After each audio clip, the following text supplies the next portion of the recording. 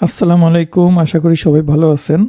আজকে একটা বিষয় আমি শেয়ার করব, সেটা হচ্ছে আপনি যখন ফ্রিল্যান্সিং করবেন অথবা আপনার যে কোনো ক্লায়েন্টের সাথে আপনি যখন কাজ করবেন, তো তখন যেই জিনিসটা সবচাইতে বেশি লক্ষ্য রাখা দরকার সেটা হচ্ছে আপনি আপনার ক্লায়েন্টের সাথে অনেস্ট থাকবেন অথবা সৎ থাকবেন। এখন মনে করেন আমরা যখন কাজ করি ক্লায়েন্টের সাথে বিভিন্ন সময় কাজ করতে থাকি, আমরা মনে করি যে ক্লায়েন্টকে কীভাবে বলবো যে আমি এই কাজটা পারি না। হয়তো ক্লায়েন্টের রিকোয়ারমেন্টস মনে করেন যে 20টা, আপনি হয়তো 3টা কাজ পারেন না বা বুঝতেছেন না। এখন অনেকে চুপ থাকে যে না, আগে বাকিগুলো দেখি, তো পরে ক্লায়েন্টকে বলবো যে হয় নাই, বা কোনো রকমে এদিক ওদিক করে দিব অথবা গোজামিল করে বুঝাই দিব। তো এই কাজটা দেখেন আপনারা করতে যাবেন না, কারণ ক্লায়েন্ট কিন্তু আপনার সাথে বিজনেস করতে আসছে। আপনি ক্লায়েন্ট আপনাকে পে করতেছে, আপনি আপনাকে আপনি তার কাজ করে দিচ্ছেন। তো এই ক্ষেত্রে আপনি কেন ডিসঅনেস্ট থাকবেন? তো আপনাদের হালাল ইনকামের তো একটা ব্যাপার থাকে এখানে। তো অনেক সময় দেখা যায় ক্লায়েন্ট জিনিসটা বুঝে, অনেক সময় এরকম হতে পারে আপনি যে পৃথিবীর সব কিছু পারবেন বা যে কোনো ল্যাঙ্গুয়েজ নিয়ে কাজ করলে সেই ল্যাঙ্গুয়েজের আপনি যে সব কিছু জানবেন এরকম না। আমার ক্ষেত্রেও এরকম হয়েছে, যখন ক্লায়েন্টের সাথে একটা কাজ করছি, পরে একটা কাজ নিয়ে আসছে, বলছে ওয়ার্ডপ্রেস দিয়ে তুমি এটা করে দাও। আমি তখন ওয়ার্ডপ্রেস পারি না অনেক আগে। তখন আমি বলছি দেখো তুমি আমাকে সময় দিলে আমি ট্রাই করতে পারি। আমি বলি নাই যে পারবো, বলছি কি তুমি যদি আমাকে 7 দিন সময় দাও আমি কাজটা ট্রাই করে দেখতে পারি। তো ক্লায়েন্ট তো হ্যাপি, বলছে হ্যাঁ ওকে তুমি ট্রাই করতে পারো, কোনো সমস্যা নেই। আমি কিন্তু ঠিকই কাজটা প্রায় 4 থেকে 5 দিন লাগায় উঠাই দিছি তার ওই সময়ের আগেই। তো এটা কিন্তু সম্ভব। এখন হলো ক্লায়েন্টের সাথে যদি আপনি লুকোচুরি করেন বা চুরি করেন, তো এটা তো যে ইনকামটা আপনি করবেন সেই ইনকামটাও তো আপনার জন্য হালাল হবে না, তাই না? আর ক্লায়েন্টও দেখা যাবে পরবর্তীতে যদি কখনো ধরতে পারে যে আপনি তার সাথে এরকম করছেন, সে কিন্তু আপনাকে আর কখনো কাজ দিবে না।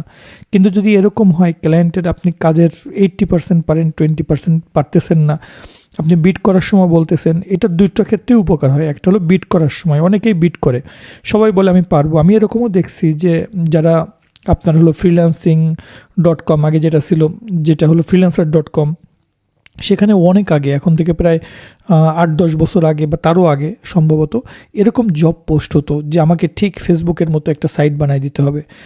আপনি বিশ্বাস করবেন না, কিছু কিছু মানুষ এসে এটা বলতো যে না আমি পারবো। তার হয়তো কোনো পোর্টফোলিও নাই, কিন্তু সে ফুল কনফিডেন্সের সাথে বলতেছে না আমি এটা করে দিতে পারবো। তো এরকম কিন্তু অনেক সময় হয় যে আপনি যেটা পারেন না, তো সেটাও বলতেছেন কি যে আমি এটা পারবো। তো এইটা কিন্তু একটা প্রবলেম।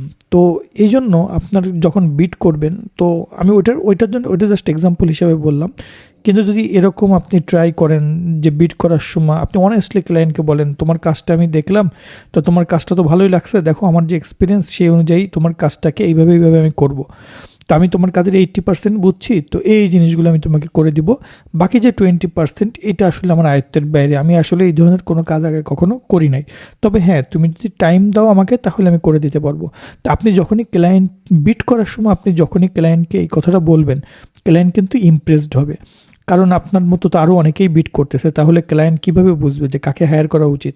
সে কিন্তু এই জিনিসগুলো দেখেই আপনাকে হায়ার করার ট্রাই করবে যে না এই ছেলেটা তো অনেস্ট, ঠিক আছে বাকি যেটা পারতেছে না ওটা আমি পরে দেখবানি, আগে আমার মূল কাজটা তো করে দিক, তারপরে সে যদি পারে ট্রাই করে সে এরপরে পুরো কাজটা সে করলো, না পারলে আমি পরে দেখলাম।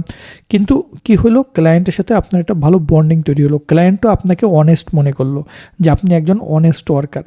এটা শুধু ক্লায়েন্টের কাজ বিট করার সময় হয় এরকমই না, অনেক সময় দেখা যায় যে কাজ রিকোয়ারমেন্টস দেওয়ার পরেও, কারণ সব রিকোয়ারমেন্টস তো বিট করার যে অ্যাপ্লিকেশান এটা পরে অনেক সময় টের পাওয়া যায় না, পরবর্তীতে ক্লায়েন্ট আরও বিভিন্ন ধরনের ফাইল পাঠাতে থাকে। তো আপনাকে যদি ক্লায়েন্ট হায়ার করেও বসে, পরবর্তীতেও যদি কোনো কাজ আপনি কখনো না বুঝেন, তো ক্লায়েন্টকে বলবেন যে আমি এটা বুঝতেছি না, আমি এতটুকু কাজ পারি, বাকি এটা আমি বুঝতে পারতেছি না। তো এই যে আপনি যে পারতেছেন না বা আপনি একটা জিনিস পারেন না, এটা বলার মধ্যে কিন্তু কোনো মানে এরকম নাই যে বললে আপনি অনেক মানে হয়ে যাবেন, ছোটো হয়ে যাবেন, বিষয়টা কিন্তু এরকম না। তো আমি আশা করি আপনারা বুঝতে পারছেন যে আমি কী বলতে চাচ্ছি। আপনি কাজ যদি না পারেন, এরকম যদি হয় যে আপনি ভয় পাচ্ছেন, তাহলে কাজ নিয়েন না। কিন্তু কাজ নেওয়ার পরে ক্লায়েন্টকে হ্যাঁ সব কিছু পারবো, যেটা পারেন না সেটাও বলতেছেন পারবো, পরবর্তীতে ওই জিনিসটা আপনি এমনভাবে হাইড করে দিয়েছেন যে ক্লায়েন্ট বুঝতে পারে নাই, পরবর্তীতে কোনো এক সময় হয়তো ক্লায়েন্ট ধরতে পারবে, যখন তার ভিতর তো আপনাকে টাকা পে করে দিচ্ছে, যেহেতু আপনি হলো বিট করে কাজ করতেছেন।